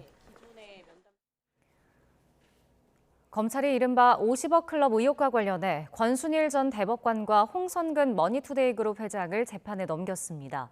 수사 착수 3년 만에 50억 클럽 인사 6명 중 4명을 기소한 건데 검찰은 권 전 대법관이 연루된 재판거래 의혹 수사는 이어나간다는 방침입니다. 보도에 김태원 기자입니다. 50억 클럽 의혹이 불거진 지 3년 만에 검찰이 권순일 전 대법관을 기소했습니다.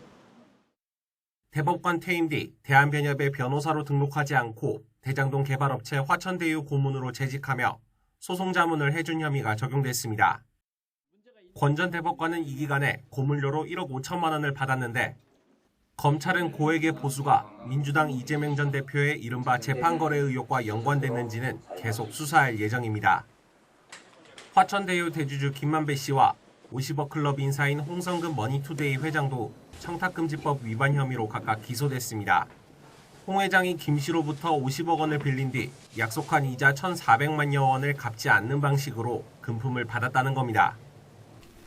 이로써 먼저 기소된 곽상도 전 의원과 박영수 전 특검까지 50억 클럽 인사 6명 중 4명이 재판을 받게 됐습니다.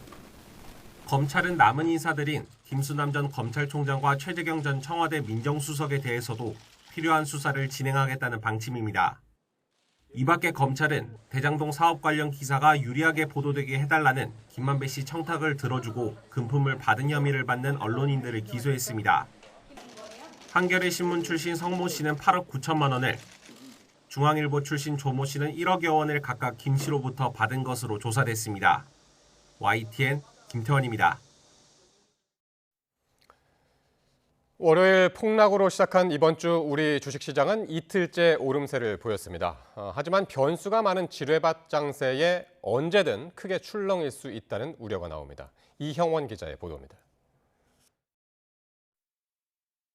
폭락과 폭등으로 갔던 우리 증시가 숨을 고른 하루였습니다. 소폭 하락 출발했지만 장중 반등에 2% 안팎 오름세로 문을 닫았습니다. 이틀째 올라 미국 경기 침체 공포는 누그러진 모양새지만 투자 심리가 되살아났다고 보기엔 아직 불확실성이 큽니다.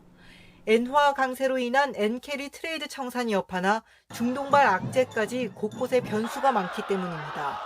특히 시장이 주목하는 건 미국 경제 지표와 통화 정책입니다. 주가 반등한 것도 일부는 ISM 서비스업이 그래도 예상보다 그러니까 고용 쪽이 좀 잘 나가고 이러다 보니까 이게 경기 침체로는 안 갈 거다. 경기 침체가 아니라는 걸 이제 나타내는 경제 지표들이 조금 확인이 돼야 되겠죠. 전문가들은 미국 경기가 얼어붙은 게 아니라는 확실한 신호와 함께 연착륙을 이끌 금리 인하 행진이 있어야 시장을 달랠 수 있다고 진단했습니다. 오는 22일부터 열리는 세계 중앙은행 총재 회의 잭슨홀 미팅에서 나올 제롬 파월 미국 연방준비제도 의장 발언에 이목이 쏠리는 이유입니다. 다음 FOMC 미팅에서 기준금리 인하는 사실 기정사실이고 그거를 좀 더 확실한 신호를 주는 거, 그다음에 미국의 지금 최근에 경기 불확실성에 대한 우려를 잠재우는 비둘기파적인 발언을 오는 9월 금리 인하를 기정사실로 한 시장은 0.5%포인트 빅컷 기대감을 키우고 있습니다. 실물상의 지표들이 혼합돼 나오니까 쉽지는 않을 거라고 생각을 해요. 근데 물론 9월하고 12월 내리는 거는 뭐 충분히 가능해진 시나리오인 것 같고. 결국 미국 통화 정책이 시장 기대에 얼마나 부응할지가 관건인 가운데 우리 증시는 한동안 아슬아슬한 지뢰밭 장세를 이어갈 거라는 전망이 지배적입니다. YTN 이영훈입니다. 우리나라 올해 상반기 경상수지 흑자액이 377억 3천만 달러를 기록해서 역대 세 번째로 컸습니다. 반도체 수출이 호조세를 보인 영향이 컸는데요. 다만 하반기 들어서는 미국의 경기 침체 우려 그리고 지정학적인 위험 등으로 흑자액이 다소 줄어들 수 있을 것으로 전망됐습니다. 류환홍 기자가 보도합니다.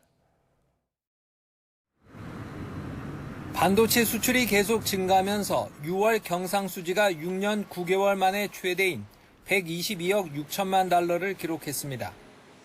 반도체 수출액이 1년 전보다 50% 이상 증가했고 IT 기기와 석유 제품 수출이 뒤를 바치면서 서비스 수지 적자가 확대됐지만 상품 수지 흑자가 더 큰 폭으로 확대됐습니다. 상반기 기준으로 경상수지 흑자액은 예상치보다 100억 달러나 많은 377억 달러에 달해 역대 세 번째로 컸습니다. 다만 내수 경기 부진 탓에 수입이 크게 감소한 영향도 있는 만큼 하반기 경기가 조금씩 나아지며 제조 장비와 항공기 등 수입이 증가하면 흑자 폭은 줄어들 가능성이 있습니다. 또한 주요 수출국인 미국 경기 침체 우려와 중동 전운 고조 등이 하반기 변수로 꼽혔습니다. 미국 경기라든가 AI 관련 투자 관련 이제 둔화 가능성, 그다음에 주요국 통화 정책 방향, 그다음에 이제 그런 지정학적 리스크 등에 대한 좀 전개 양상을 좀 지켜볼 필요가 있겠다. 미국 금리 인하 기대감 속에 우리 국민의 해외 주식 투자가 증가하면서 6월 증권 투자액은 66억 3천만 달러 증가했고 반면 외국인 국내 투자액은 23억 9천만 달러 감소했습니다. 엔저 현상의 일본 여행객이 계속 늘면서 만성적자인 여행 수지는 9억 달러로 소폭 확대됐습니다. 일본의 금리 인상으로 엔화 가치가 오르고 있어 하반기 들어서는 여행 수지가 소폭 개선될 것으로 전망됐습니다. YTN 유환홍입니다. 대규모 미정산 사태를 빚은 티몬과 위메프가 자율 구조조정 절차에 들어갔지만 새 투자자를 찾지 못해 자구책 마련에 어려움을 겪고 있습니다. 검찰은 구영배 큐텐 대표가 위메프의 상품권 사업을 티몬에 넘기라고 했다는 구체적인 증언에 주목하고 있습니다. 보도에 홍민기 기자입니다. 지난 2일 법원의 자율구조조정 프로그램 승인 이후 자구책 마련에 들어간 티몬과 위메프. 신규 투자 유치나 인수합병 추진, 구조조정 등을 자구책에 담겠다는 계획이지만 현재로선 어려움을 겪고 있습니다.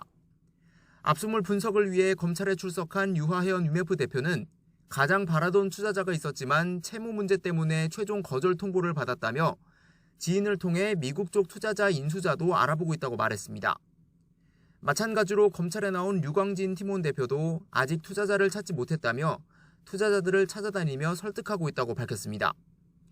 두 회사는 이번 주까지 법원에 자구안을 제출해야 하는데 재판부 검토 뒤 오는 13일 열리는 회생 절차 협의회에서 채권자들에게 구체적인 내용이 공개될 예정입니다. 이런 가운데 구영배 큐텐그룹 대표가 위메프의 상품권 사업 등을 티몬으로 넘기라고 지시했다는 구체적 증언이 나왔습니다. 티몬과 위메프 대표들은 실장이나 본부장들도 사업 이전 사실을 알고 있었다거나 구 대표의 지시가 있었다는 걸 인정했습니다. 티몬은 할인율을 높여 상품권 매출을 크게 늘리는 방식으로 현금 유동성을 확보하려 했다는 의혹을 받고 있는데 구 대표가 이를 지시한 정황이 발견된 겁니다. 검찰은 구 대표가 사업 이관을 지시한 것이 미국 쇼핑 플랫폼 위시 인수자금을 마련하기 위함인지 혹은 입점업체에 지급할 대금을 확보하기 위해서인지 등을 확인할 방침입니다. YTN 홍민기입니다. 정부와 각 지방자치단체가 티몬과 위메프 피해 업체들에게 1조 2천억 원 규모의 유동성을 공급합니다. 정부가 기존에 밝힌 5,600억 원에 더해서 각 지방자치단체에서 6천억 원 규모 긴급 경영 안정 자금을 저리로 공급하기로 했습니다. 이 가운데 소상공인진흥공단과 중소기업진흥공단의 금리 3%대 긴급 경영 안정 자금 2천억 원과 신용보증기금과 기업은행의 금리 4% 안팎 3천억 원 규모 대출이 모레인 9일부터 신청을 받습니다. 쿠팡 와우 멤버십 가격이 예고대로 오늘부터 3,000원 정도 올랐습니다.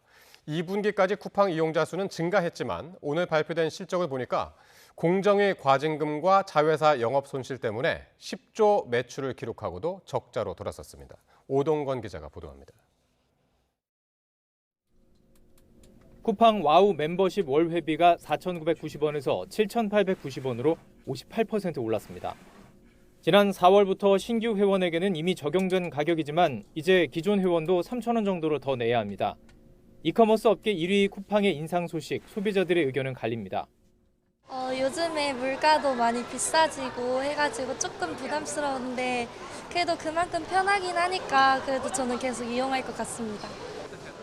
한 달 정도 유지해보다가 부담이 좀 되면은 좀 해지할 생각이긴 합니다. 지난 4월 쿠팡이 가격 인상 결정을 내린 뒤 경쟁업체들은 쿠팡을 탈퇴하는 이른바 탈쿠팡족을 잡기 위해 공격적 마케팅을 이어오고 있습니다. 쿠팡의 회원 수가 줄어들지 관심이었는데 3개월간 한 번 이상 구매한 회원을 뜻하는 활성 고객 수가 2분기 2,170만 명으로 오히려 전년 동기 대비 12% 늘었습니다. 한편 쿠팡의 2분기 매출은 10조 357억 원으로 처음으로 10조를 돌파했습니다. 그러나 영업 손실이 342억 원 발생하며 8분기 만에 적자 전환했습니다. 쿠팡 측은 공정위가 부과할 과징금 추정치 1,630억 원과 자회사 파페치의 영업손실 424억 원이 영업손실의 주된 이유라고 밝혔습니다. 과징금과 파페치의 영업손실을 빼면 지배주주 순이익은 1,700억 원에 달하고 타이완 사업과 쿠팡 이츠 등 매출이 증가하고 있다면서 김범석 의장은 쿠팡의 성장을 자신했습니다. 하지만 대내외 여건이 만만치 않습니다. 이번 티몬 위메프 사태가 우리나라 온라인 쇼핑에는 큰 충격을 줬다 이렇게 볼 수 있습니다. 중국의 온라인 쇼핑몰이 국내 온라인 쇼핑 시장의 3등, 4등까지 차지하고 있습니다.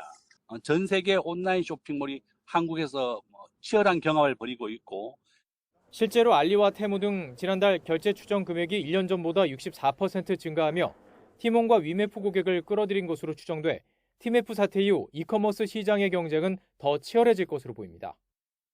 김범석 의장은 쿠팡의 미래 성장 가능성이 무궁무진하다고 밝혔지만 중국식 커머스의 공세 속에 쿠팡이 계속 성장할지는 미지수입니다. YTN 오동건입니다. 전공의 집단 사직 사태로 응급의료체계 과부하가 걸리자 정부가 공중보건의와 군의관을 응급실에 투입하기로 했습니다. 또 비응급 환자가 응급실을 이용하는 경우 의료비 부담을 단계적으로 인상할 계획입니다. 백종규 기자의 보도입니다. 의정 갈등이 반년째 평행선을 달리면서 응급실 운영을 중단, 축소 운영하는 사례까지 나왔습니다. 응급의료 시스템이 한계 상황에 내몰렸다는 평가가 이어지자 정부가 전문의가 부족한 응급실에 공중보건의와 군의관을 배치하겠다고 밝혔습니다. 상급 종합병원에서 파견 근무 중인 군의관 250명과 공보위 184명 가운데 파견 기간이 끝나는 이들을 보내겠다는 겁니다. 응급의료기관에 촉탁이 추가 채용을 독려하고 전문의가 부족한 권역 지역 응급의료센터에는 공보위 군의관을 핀셋 배치하겠습니다. 또 응급실 전문의에겐 인센티브를 지원하고 대체 인력의 인건비와 당직 수당을 지원해 응급실 인력을 확보하기로 했습니다. 특히 경증 환자가 응급실을 방문할 경우 의료비 본인 부담을 인상하겠다는 방침을 세웠습니다. 중증 환자 치료에 집중할 수 있도록 업무 부담을 줄이겠다는 겁니다. 법령 개정 작업이 같이 맞물려야 되는 부분입니다. 의료비 부담이 그 수준이라든지 이런 부분은 개정 과정에서 의견 수렴을 거치겠다 이런 말씀을 드리겠습니다. 이 같은 대책이 나오자 대한응급의학회는 일단 긍정적으로 평가했습니다. 비응급 환자의 본인 부담 상향과 중증, 응급 환자와 야간 진료에 대한 보상 강화 등은 자신들이 일관되게 주장해온 사항이라며 응급의료 현장에 실질적인 개선을 기대한다고 밝혔습니다. 정부는 이와 함께 지난달 마감된 하반기 전공의 모집 지원율이 1%대로 저조한 직후 공언했던 대로 다시 전공의 모집 절차를 진행하기로 했습니다. 레지던트 1년차는 오는 14일까지, 레지던트 2년차에서 4년차와 인턴은 16일까지 재모집할 예정인데 정부는 이번이 마지막이라는 점을 거듭 강조했습니다. 하지만 전공의들이 여전히 무관심인 탓에 하반기 전공의 모집이 사실상 파행으로 또 끝날 가능성이 크다는 전망이 나옵니다. YTN 백종규입니다. 올림픽이 열리고 있는 프랑스 파리를 포함해 전 세계에서 코로나19가 다시 확산하는 양상을 보이고 있습니다. 우리나라도 신규 환자가 다시 빠르게 늘고 있는데 정부는 호흡기 감염병이 유행하는 겨울철이 오기 전에 신규 백신을 준비한다는 방침입니다. 보도에 김주영 기자입니다. 올림픽 열기로 뜨거운 프랑스 파리가 코로나19 확산으로 비상이 걸렸습니다. 코로나19 검사 건수 대비 양성 반응 비율을 뜻하는 양성률은 20%대로 높아졌습니다. 올림픽에 참가한 선수들 가운데에서도 최소 40명이 코로나19에 걸린 것으로 파악됐습니다. 경기장 안에서 관중들이 다시 마스크를 착용하고 있을 정도입니다. In recent months, regardless of the season, many countries have experienced surges of COVID-19, including at the Olympics. Currently, there are at least 40 athletes who have tested positive. 세계보건기구 WHO는 프랑스 당국과 함께 올림픽 기간 코로나19 확산 방지 조치에 나섰습니다. 우리나라도 코로나 환자 증가세가 가파르기는 마찬가지입니다. 신규 환자는 7월 첫째 주에 91명이었지만 7월 넷째 주에 465명으로 늘어 4주 동안 5배 넘게 증가했습니다. 기존에서 변형된 신규 변이 바이러스가 나타난 것도 유행 확산의 원인으로 꼽힙니다. 고온다습한 환경에서는 바이러스 전파력이 떨어지지만 오히려 냉방기를 많이 쓰다 보니 빠른 전파가 가능해지고 있다는 분석입니다. 전문가들은 겨울철이 되면 코로나19 등 호흡기 질환이 다시 유행할 수 있다며 그 전에 노인 등 고위험군은 추가 백신을 맞는 것이 좋다고 권하고 있습니다. 질병청도 현재 유행하는 코로나19 변이 바이러스에 맞춰 신규 백신을 준비하고 요양원 등 감염 취약시설을 집중 관리할 방침입니다. YTN 김주영입니다. 말라리아 매개모기에서 원충이 확인되면서 전국에 말라리아 경보가 발령됐습니다. 질병관리청은 서울 양천구 등 전국 9개 지역에 내려져 있던 말라리아 경보를 오늘자로 전국에 확대한다고 밝혔습니다. 말라리아는 말라리아 환자를 흡혈해 감염된 매개모기가 사람을 다시 물며 전파되는 질병인데 매개모기에서 말라리아 원충이 확인됐다는 것은 말라리아 감염 확률이 높아졌다는 것을 의미합니다. 경찰의 검문을 거부하고 달아나다가 환경미화원을 차로 치어 숨지게 한 20대가 경찰에 붙잡혔습니다. 사고를 낸 운전자는 술 냄새가 났지만 경찰의 음주 측정을 거부했습니다. 보도에 이상곤 기자입니다. 흰색 승용차가 쓰레기 수거차와 환경미화원을 그대로 덮칩니다. 잠시 뒤 사고를 낸 운전자가 차에서 내려 비틀거리며 달아나자 함께 있던 동료가 뒤쫓습니다. 이 남성은 곧바로 현장에 도착한 경찰에 체포됐습니다. 새벽 1시쯤 충남 천안에서 경찰의 검문을 거부하고 달아나던 20대 A씨가 쓰레기 수거차를 들이받았습니다. 이 사고로 차 뒤에서 일하던 30대 환경미화원이 숨졌습니다. 앞서 경찰은 A씨가 운전하던 차가 교차로에 한동안 멈춰서 음주운전이 의심된다는 신고를 받고 검문을 시도했습니다. 하지만 A씨는 이를 무시한 채 1.6km 정도 거리를 달아나다가 사고를 낸 겁니다. 도주 차량에 치여 참변을 당한 환경미화원은 올해 2월 생활폐기물 수거업체에 입사해 맡은 일을 묵묵히 해오던 청년으로 결혼을 앞두고 있었던 것으로 전해졌습니다. 좀 정도 많고 누구보다 조금 앞서서 이렇게 솔선수범하는 자세도 있었고 인간관계라든지 그런 기본적으로 잘 되어 있다 보니까 이제 다 같이 안타까워하고 있고. 경찰은 가해 운전자인 A씨가 술 냄새가 나 음주 측정을 요구했지만 거부했다고 밝혔습니다. 이어 A씨에 대한 조사를 마치는 대로 위험운전 치사 등의 혐의로 구속영장을 신청할 계획이라고 말했습니다. YTN 이상곤입니다.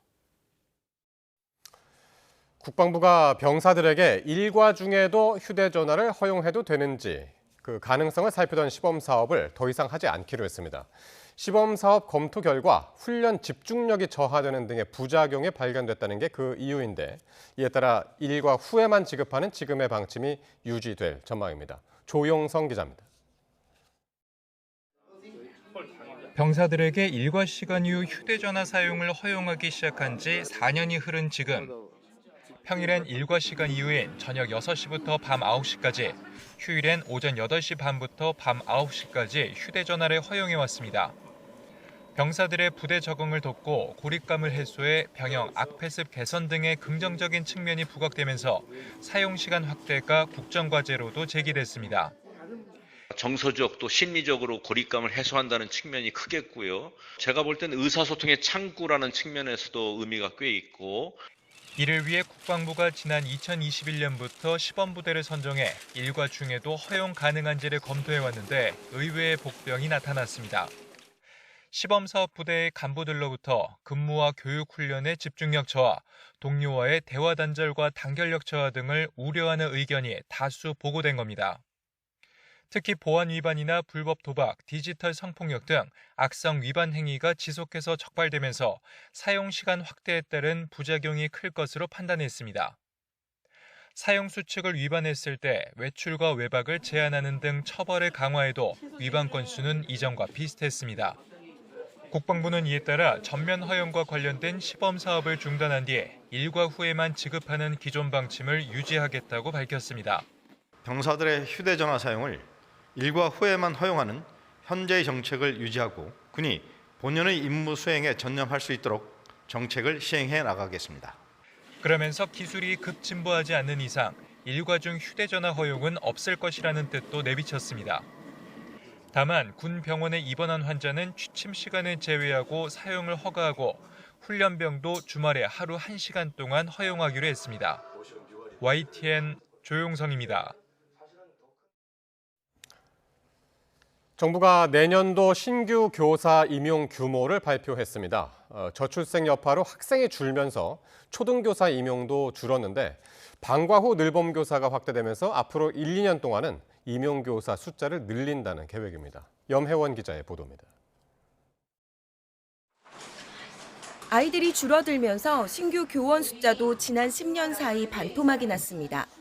올해는 3,100여 명을 뽑는 데 그치면서 초등교사 임용고시 붙기가 그야말로 바늘구멍 통과하기였는데 내년에는 1,000명 이상 늘어난 4,245명을 선발합니다. 전국 대부분의 시도에서 선발 인원을 늘렸고 줄어든 건 전남뿐입니다. 내년에 초등학교에 입학하는 학생 숫자는 32만 명까지 줄어들 것으로 보이는데 신규 교원은 왜 늘리는 걸까? 정부가 추진하고 있는 방과 후 늘봄 학교 확대 때문입니다. 2학기부터는 전국에서 전면 시행하는데 아무리 외부 강사를 쓴다고 해도 전담 인력이 필요합니다. 늘봄 학교 업무를 총괄하는 늘봄 지원실장이 임기제 교육연구사로 전직하게 되는데 그 자리를 채울 선생님을 더 뽑는 겁니다. 교육부는 앞으로 1, 2년 정도 신규 채용을 늘릴 계획이라고 설명했습니다. 또 2학기에는 모든 초등학교에 늘봄 실무 직원을 배치해서 신규 업무뿐만 아니라 기존에 교사가 담당하였던 방과 후 업무와 돌봄 업무까지도 전담 인력이 맡게 될 계획입니다. 결혼이 잦은 중학교 선생님도 올해보다 300명 정도 더 뽑습니다. 25학년도 임용고시는 오는 11월 9일 1차 시험을 시작으로 내년 1월까지 면접과 수업 실현 등을 치르게 됩니다. YTN 염혜원입니다.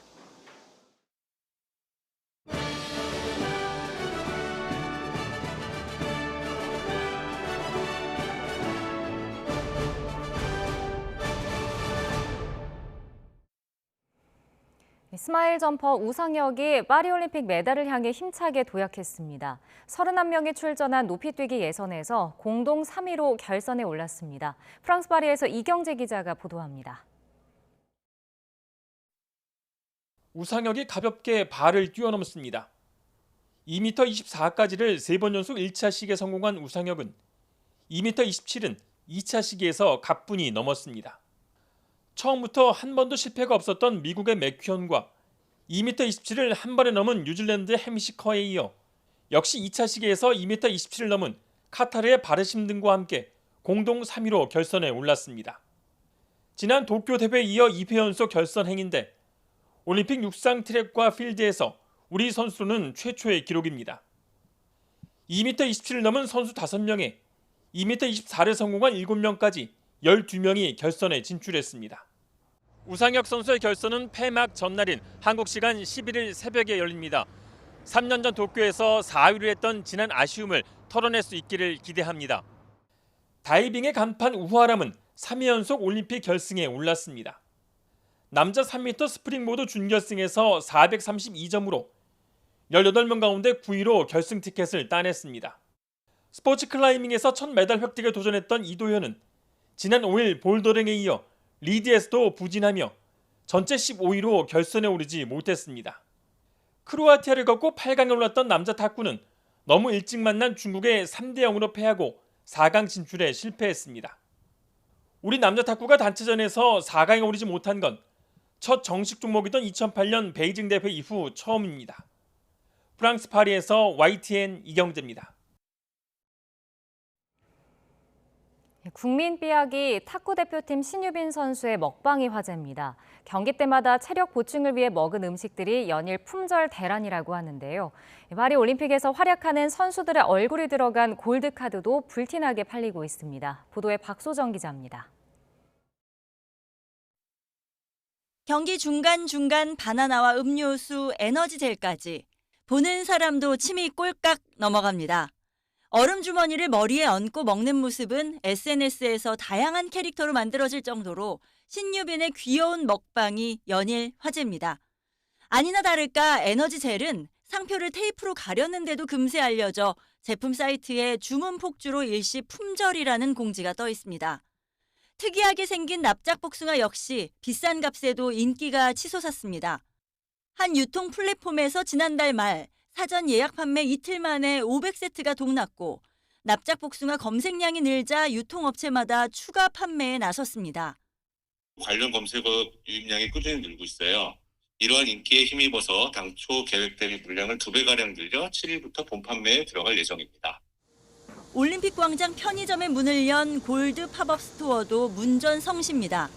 팀코리아 응원 골드 카드 등을 파는데 각 대표팀 선수 얼굴에 순금 1g짜리 메달이 담겨 있습니다.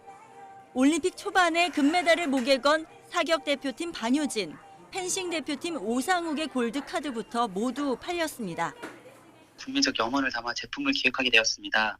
우리 선수들의 좋은 소식에 조폐공사 골드카드 판매 또한 예상치 못하게 뜨거운 반응을 얻어 추가 제작 중에 있습니다. 또 다른 편의점에서는 모바일 앱으로 파리올림픽 기념 주화 예약 판매를 했는데 5천만 원어치가 팔려나갔습니다. 연일 파리에서 들려오는 낭보, 우리 선수들이 기대 이상으로 선전하면서 올림픽 관련 아이템들도 반짝 특수를 누리고 있습니다. YTN 박소정입니다. 파리 올림픽에서 성별 논란에 휘말린 알제리의 여자 복싱 선수 이만의 칼리프가 결승전에 진출했습니다. 칼리프는 파리 올림픽 복싱 여자 66kg급 준결승에서 태국의 수완 나팽에게 5대0 심판 전원 일치 판정승을 거뒀습니다. 칼리프는 남성 호르몬 수치가 높고 일반적으로 남성을 의미하는 XY 염색체를 가진 것으로 알려져 논란을 빚었지만 IOC는 칼리프가 확실한 여성이라며 올림픽 출전을 허락했습니다.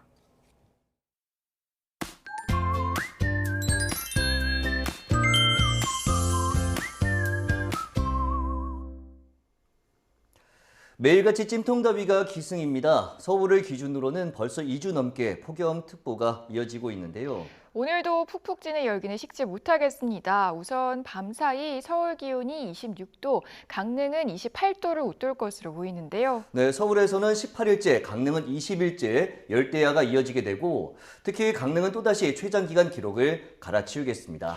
네, 한낮에는 서울이 33도, 강릉은 32도까지 오르겠고요.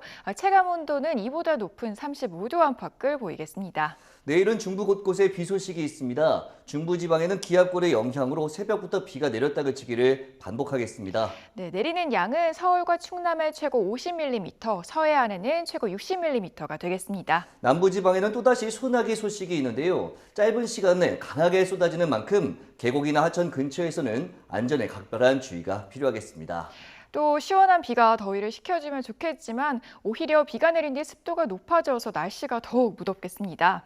네, 이렇게 계속되는 더위에 온열 질환이 비상인데요. 오늘 집계 기준으로 온열 질환자 수는 무려 1,900명을 돌파한 상황입니다. 이럴 때 무엇보다 중요한 건 수분을 보충하는 건데요. 우선 목이 마르지 않더라도 틈틈이 수분을 섭취해야 되고요. 너무 차갑거나 따뜻한 물보다는 조금 시원한 정도의 물을 드시는 것이 더 좋습니다. 그리고 운동 후에는 이온 음료를 드시는 게 좋고요. 오이나 수박 등 제철 과일과 채소도 틈틈이 드시면 좋습니다. 마지막으로 갈증을 잘 느끼지 못하는 어르신들은 전복죽이나 제첩국 등으로 건강도 챙기면서 수분도 보충하시는 것이 좋겠습니다. 날씨 캔버스의 김수연, 고은재였습니다. YTN 뉴스나이트 수요일 순서 모두 마칩니다. 잠시 뒤 탐사보도 프로그램 팩트 추적이 방송됩니다. 저희는 내일 밤 9시 40분에 다시 찾아뵙겠습니다. 시청해주신 여러분 고맙습니다.